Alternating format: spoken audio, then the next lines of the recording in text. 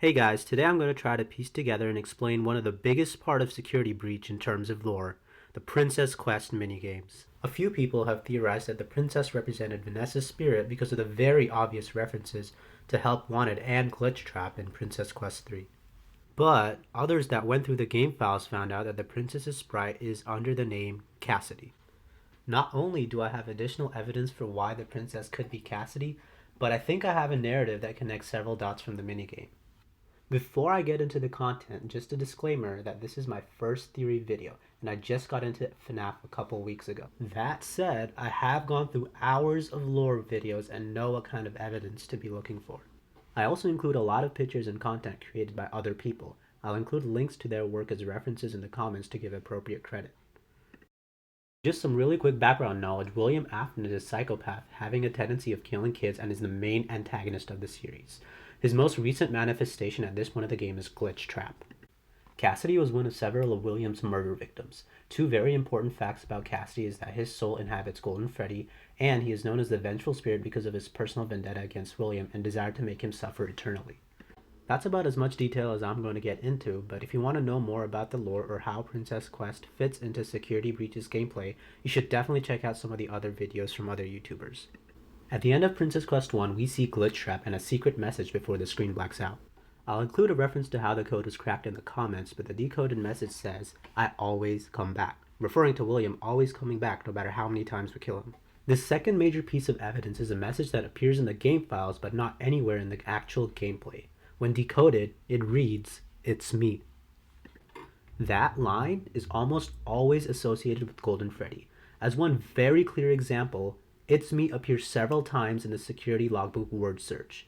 As it turns out, this page was also the key leading to a major confirmation in the theory that Cassidy inhabited Golden Freddy. A very prominent mechanism in the gameplay that has a lot of room for analysis is the shadow projection of the princess.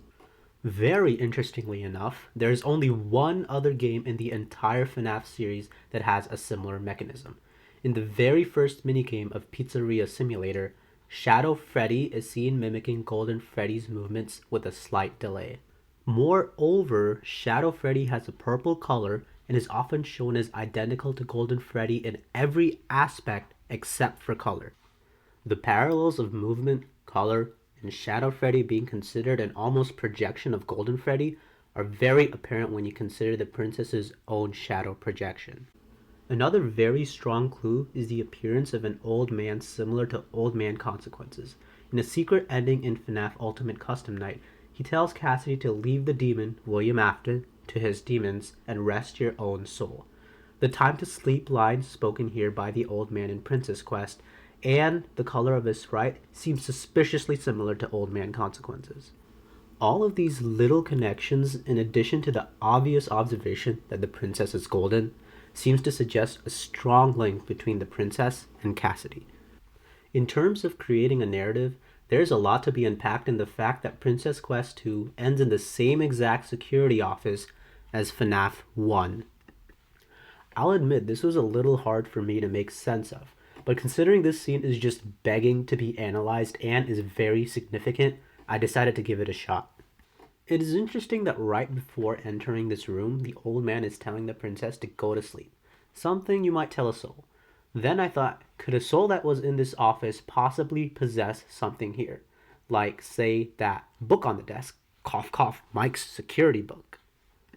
This security book contained a lot of answers to FNAF's lore. We know the book gets tampered with after Mike writes in it and gets fired. Considering that Mike isn't here and it appears that his book is on that desk, this scene could very possibly be showing the time when Cassidy possessed and altered the book. In Princess Quest 3, we start off in the same security office that we ended Princess Quest 2 on. In the story that follows afterwards, most people caught on that we are basically retracing Vanessa's steps and saving her from Glitch Trap's mental prison. The parallels to FNAF Help Wanted are pretty obvious, such as Grim Foxy from the Halloween DLC and Vanny's mask and the Glitch Trap bunny we collect. Although it's hard to see in some of these clips, we also see the same floor, balloons, and party hats from Help Wanted in Princess Quest 3. And in the final scene from this narrative, we can see Cassidy freeing Vanessa. That lock is undeniably the same one from the trapped ending from Help Wanted. After Vanessa is free from Glitch Trap, we lead into the 3-star ending sequence of Security Breach. Vanessa turns off the staff bots, turns good, and she, Freddy, and Gregory enjoy some ice cream on a hill. Thanks so much for watching. Let me know what your comments are. Like this video or not. Do whatever you feel like. I'm just doing this for fun. But don't subscribe for FNAF because this is most likely a one-time thing and I don't want to disappoint you. Also, I found this design that appears in a lot of places in Princess Quest, and it looks like the souls of children in agony or something to me, but that might just be me. Who knows? Seems interesting though. Maybe they're all the souls of children William killed and Cassidy is here to avenge them all. I don't know, just a theory.